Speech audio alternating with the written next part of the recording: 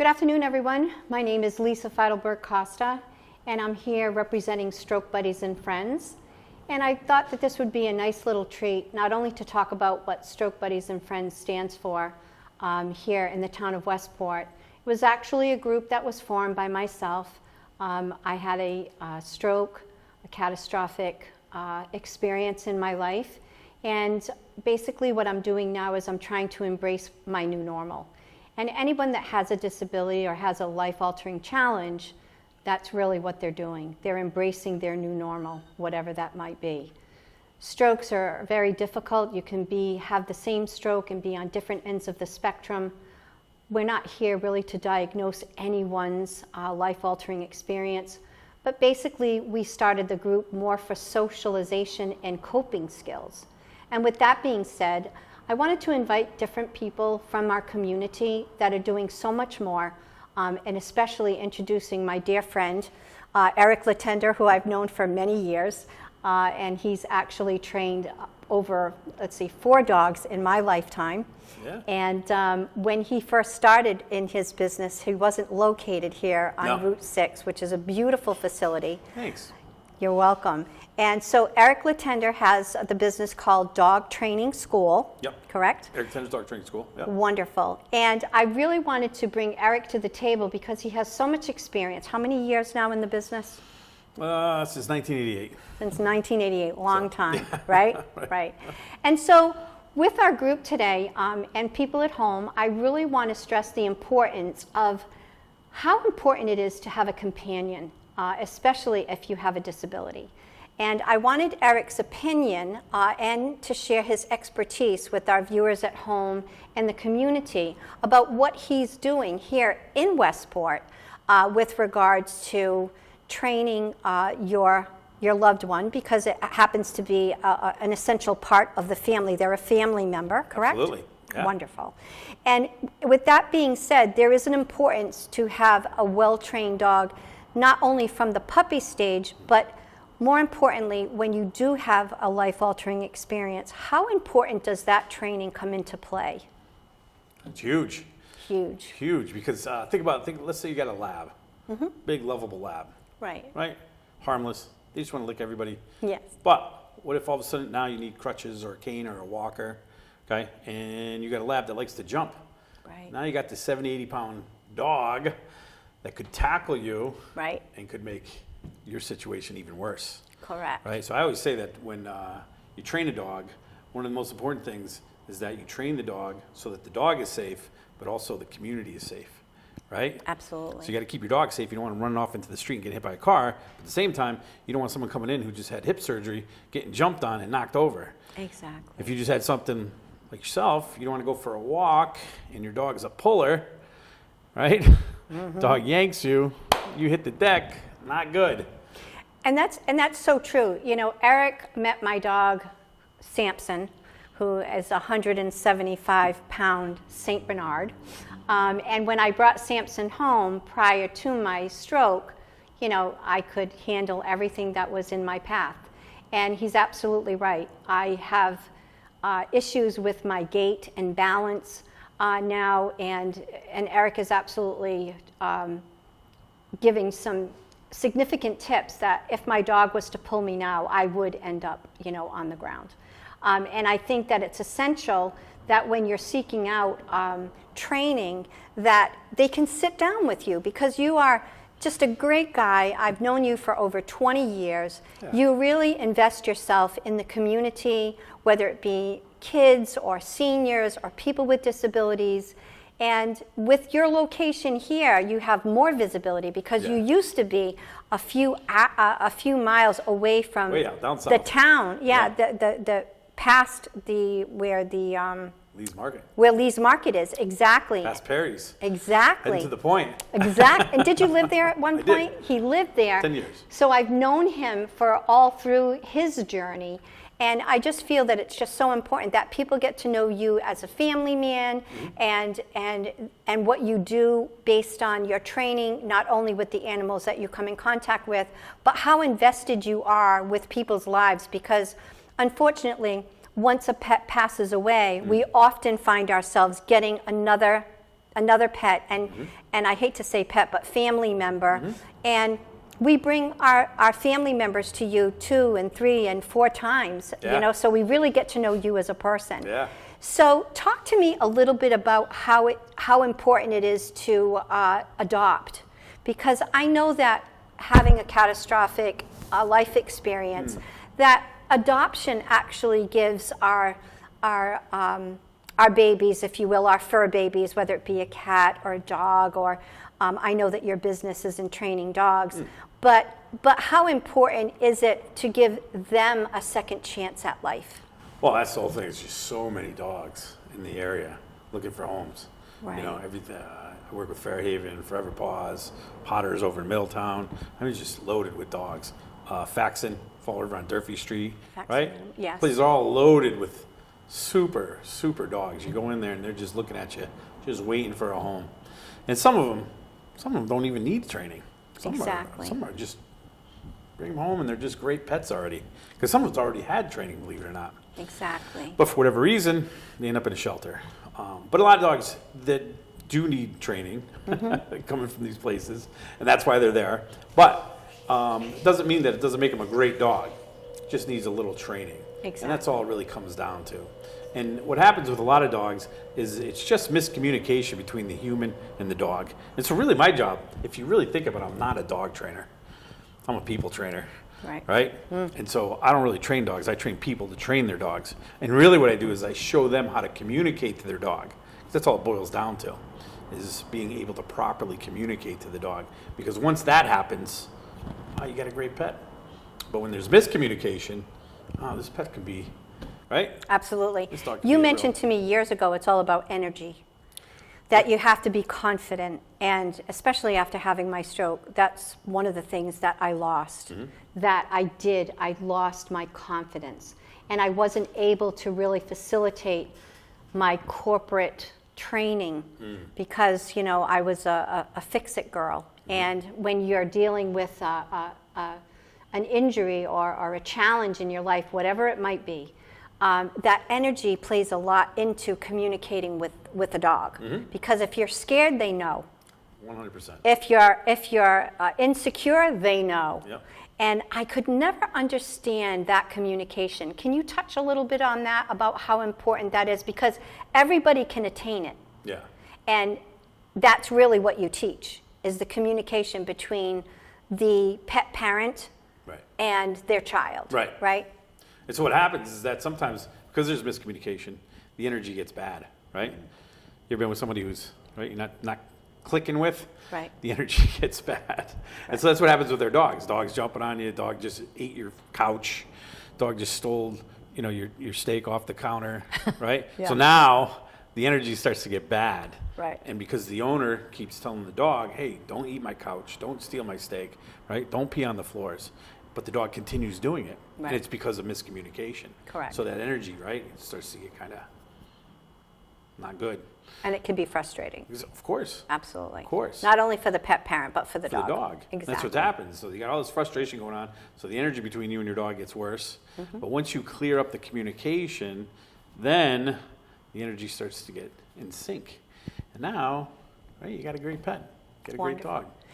So for people that are looking to do an adoption for companionship, especially for the elderly, and they do want to have a companion because they're lonely.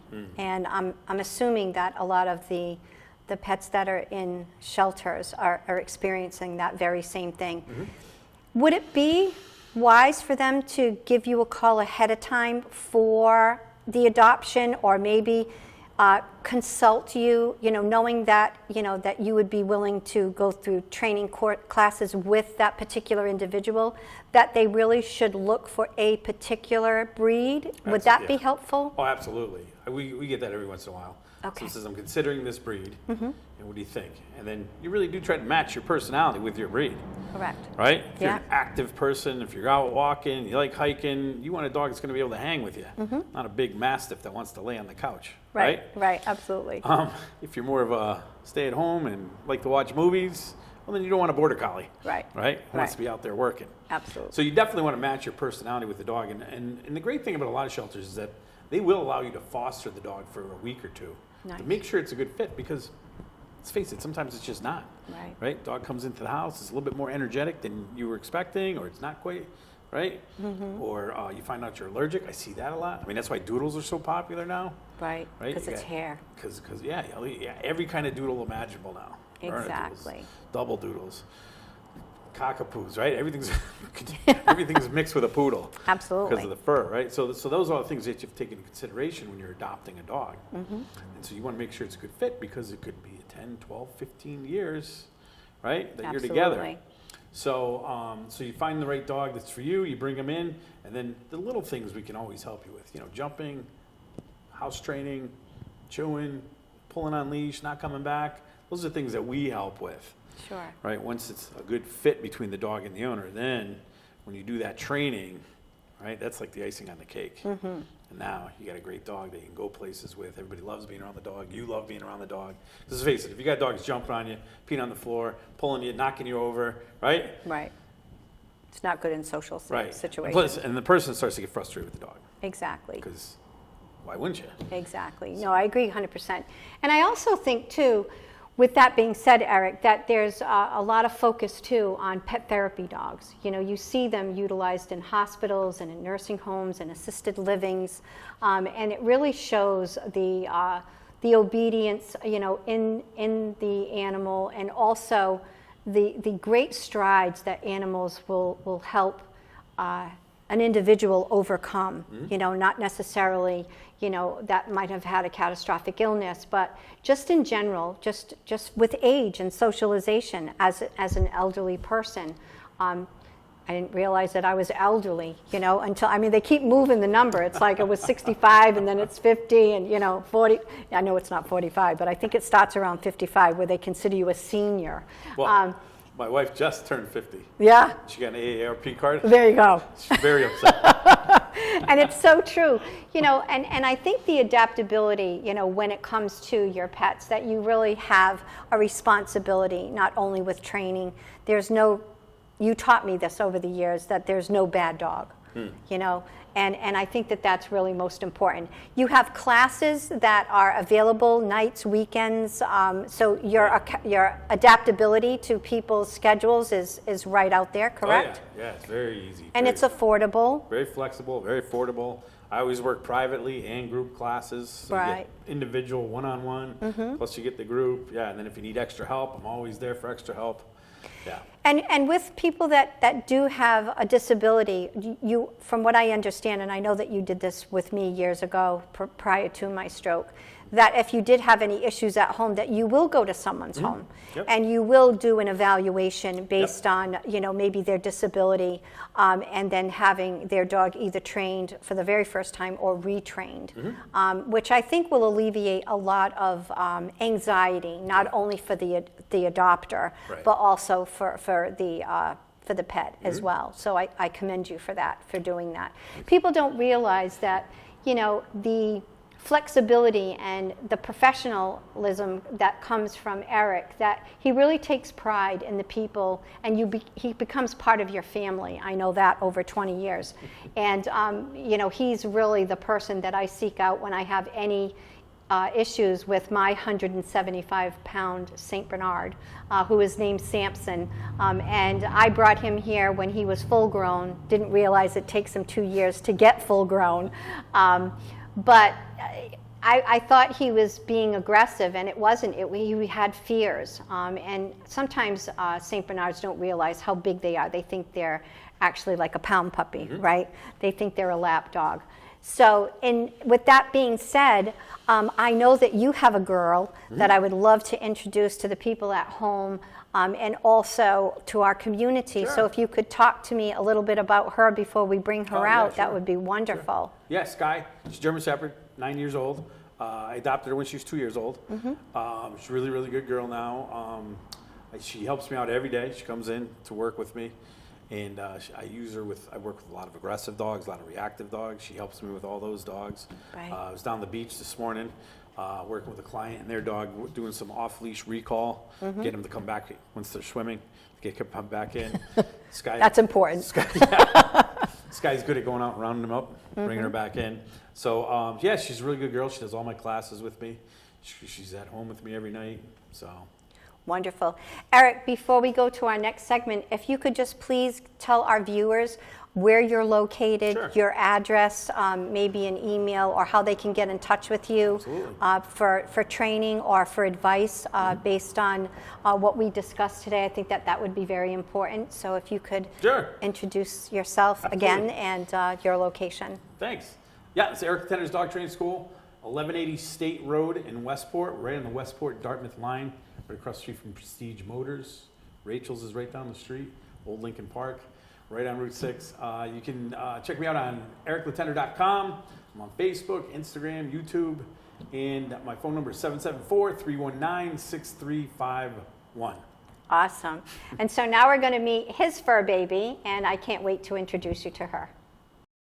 Here we are with Eric and Sky. I'm really excited to have her here with us today. And Eric is actually going to tell us a little bit about Sky and how she came to be his fur baby, and explain to us a little bit about how he interacts with her, not only at home, but here at the dog training school. Yeah. So this is Sky. She's a 9-year-old German Shepherd. She's a really good girl. And I got her when she was 2 years old. And I've used her ever since I got her in my classes. She helps out with a lot of the training. She especially helps me with a lot of reactive dogs. So a big problem with dogs is that they become reactive, some of them. They see another dog and they lose their minds. It's a big problem. So she helps me out with the reactive dogs. She helps me out with all my classes. She comes home with me. She lives with me. Okay, I got 2 kids. She loves being around them. When I first got her, a little bit of aggression. If you got too close to her when she was eating, she'd get a little nasty, but now you can do just about anything to her. But I also use her as my demo dog, so we see do stuff. Yeah, wonderful. Come here, girl. Sky, wake up, please. Down. Good girl. Sit. Down. Good. Stand. Down. Sit. Down. Stand. Down. Yes. Amazing. So see how important it is just to have these small commands and see a dog that reacts not only for her safety, but for the safety of others that are around in the family and also out in the community. Like you said, be mindful of traffic or something that might come out unexpected. So that's remarkable. And she listens. Hello, Sky. How are you? She's a love bug. And the amazing thing is that all our dogs, with the direction of Eric and the training classes that he has here at the school is so essential. And I really feel that it's so important not only to see the demonstration, but the listening capabilities. And I would like for him to show us how strict he can be, or restrictive, I should say, when he puts her in a position and doesn't allow her to move, which I'm still trying to master with Samson. So I think that's remarkable too. Can you show us a little bit about that? Yeah, absolutely. So when you're training a dog, what you want is the dog to do the command till you tell them they're done doing the command. So most dogs, this is what happens. You tell them to sit, you give them a treat, they get up and they walk away. Who cares, right? Any dog can just put his butt on the ground. But what I want when I'm helping train a dog is if I tell Sky to go on the place, the bed, I don't want her to move till I give her permission. Right. So if the pizza guy is delivering and he's knocking on the door, I don't want my dog to jump up and run out the door, right? If my aunt comes over to visit, who doesn't really like dogs, right? I don't want Sky to jump on her. I want her to be on place. So I always want to teach the dog to hold the position till I release him from the position. So again, if I throw the treat on the ground, she doesn't move. Because what we teach here is that they have to learn a release word. So the dog's given a position, place, okay? They have to stay in place until we release. Her release word is yes. Now I just said yes and she didn't move, right? But you didn't direct it to her. Well, I could say it right to her. I could say, Sky, yes. She hasn't moved, right? Yeah, So here's the thing. Watch this. Go, yes, yes, yes, yes. Oh my goodness, See, so it has to be a certain tone. Inflection, exactly. Wow. Certain tone. Because we use yes all the time in conversation. Sure. So I don't want to say, oh yeah, that's good. I thought you were talking to me, like, because you weren't talking. See how important it is to know Please. that there is actually a tone Come on, go. according to Sky? Right. My dog would not do that. He would be right on the floor just saying, where's the rest of them, Mom? So I commend you for that. And it does take a long time to train someone like Sky. You know, for the average dog, is it more of just continued repetition? That's really what it comes down to. Okay. You just have to show up for class. Okay. And if you show up for class and you keep practicing, Audra, she got her dog way up to speed in less than like what, 6-8 months? 6-8 months. Hi, Audra. Her dog Oak was Come on in, Audra. fantastic. No, she's a little shy. We have Audra who's a little shy. But that's okay. I think it's really important because some people will ask me questions, and oftentimes they do, Right. when they see a police dog, Yeah. when they see a tactical dog.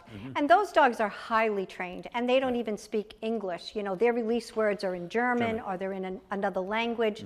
For people's safety, right? Yep. So what we're doing here is just like your average pet that you would have home. Pet dog obedience. Exactly, pet dog obedience. Family pet dog training. Exactly. And for the dogs also, talk to me a little bit about, like, if you were to put her in a position away from her bed and you were going, and then you started to walk around, can you show us when she's at a distance from you and then have the release where she will then come to you? Can you demonstrate that? Yeah, absolutely. Okay. So I can put it over here, right? Sky, down. Okay. I just put her down. I could walk away from her. See, my dog would be following me. Right. So again, she knows that she has to hold the position until I release her. And hypothetically, if you forgot about her, would she still be in that position? Yes. That's the amazing part, everybody, right? Like if we forgot, and I hate to say this, you know, you tell your son or your daughter, you sit in that chair, right? And then 20 minutes later you go back and they're running around in the living room and all that. Isn't it amazing that an animal, or our fur baby, I should say, because I hate to say animal, our fur baby is still in that position until you have the certain tone to release her, and I'll have you do that now. Yeah, so if I said, Sky, yes, good girl, down. Good girl. Place. Down. Good girl, right? So even at distance, you can get that kind of control. Now, is the key that you always reward her for that so that she knows she's doing a good job, or is she just such a professional that you don't always have to give her a treat? Well, so when you train a dog, Yes. you're going through the training phase, and that's where it's a lot of treats, right? Yeah. Then you get a dog up to a certain point where Sky's at, she's at maintenance. You just have to maintain the behaviors. So you see right there, I didn't use any treats. Exactly. But maybe later on today, I'll come out here with a handful of treats and I'll run her through her paces. Right. Just to keep her sharp. Sure. You see, so but in the beginning, yeah, it's a lot of reinforcement. But she knows the behaviors so well that I don't need to help her or show her a treat or anything like that. Exactly. Now, do you use Sky in a pack type setting? Because I know people who watch TV, they see this pack like thing. Are you the leader of the pack? With her? Sky. Oh, absolutely. So when you have a dog, Yes. the dog needs to know that you're the boss. Right. You're So the a leader. husband and wife, like, you know, and even with our seniors, talk to me a little bit about how important that is to have the pack leader. With the husband and wife? Well, My wife's definitely the... yes, I agree. Wives are always the pack leader. Yeah, we're not on that. We're not talking about Is that that. with the dog? Yeah, Right, I'm right, talking right. about identifying Right. someone who needs to be the pack leader. Like for me, because I've had my stroke, my husband is really the pack leader when it goes for walks and Right. different things like that. But he'll come to me and say, "Mom, I'm hungry," and I know just by his bark that he's telling me that he's hungry. Yeah. So why is there an importance to designate someone as a pack leader? So dogs are very social animals, okay? The dogs they live in packs. In the wild they live, right? They always want to be with other dogs or people. Sure. And in order for any group to survive, there has to be a structure. So if you have 6, 7 dogs living in this room, those 6 or 7 dogs would have to form some structure, otherwise they'd kill each other. Okay. Okay, especially when they're out in the wild because they have to hunt, they have to protect, they have to reproduce. So there has to be some structure. So a dog's genetically programmed to be social and to be part of a group or a pack. So it's innate in their breed. Exactly. So Okay. if the dog comes to live with you, right, the dog's going to live with you, and he's going to figure out, or she's going to figure out, okay, who's running the show here? Is it you or is it me? Now, some dogs, depending on their personalities, they're like, oh, that's cool, you can be the leader. Then you have other dogs, oh, I'll take this position. Sure. And when a dog doesn't have a strong leader, a couple things can happen. One thing that can happen is the dog can become aggressive. Okay. The other thing is the dog can become anxious. I need a strong leader here. I'm not cut out for this. And then some dogs, like labs, you're not the boss of me, right? So the lab's over there, and you say, hey, come here. The lab looks at you and goes, you're not the boss of me, right? So this is why you have to position yourself as the leader. And that's what I had to do with Sky when she came into my house. Right away, I had to say, okay, this is how it's going to work here. Sure. I'm in charge, okay? When it comes to status, I'm up here, you're down here. And then my wife, too. She listens to my wife. Not as good as me, but my wife, everybody in the house has to have more status than a dog. So we show people how to do that. Exactly. And that's really just so important, because you want the dog not only to take your direction for your safety and for theirs, but really just to be an essential part of the family. Absolutely. And work in harmony. I know that when I first started giving Sam baths, I mean, he just did not want to go in that bathtub. And, you struggle with every, fundamental type of care for the dog, when there's no status. And I think we've demonstrated here about how essential really it is. But she has a lot of fun, too. Oh, yeah. She's not always working. She's on the beach this morning. Yes, she went to Horseneck Beach. Did she go? Gooseberry. She went to Gooseberry Beach, which is amazing. Yeah. And the other thing, too, is she's very social. Like, if I was to call her, would she come to me? Yeah. Once I Sky? released her. Sky, yes. Once I released, now you can call her. Hi, Sky. There you go. Hello. And so what's really amazing is that there is a dog for everyone, and that Eric is here not only to help you, with your family and your personal challenges as well, but it's really essential to go to your local shelters. And if you don't know where to go, I'm sure Eric would welcome a telephone call, and he'll put you in touch with the right people here in our community. And I really just wanted to take the opportunity to honor Eric and all the years that he has been training dogs here in the town of Westport, and that he is available for everyone here as a resource. And we look forward to seeing him in our community. And till next time, everyone, have a great day.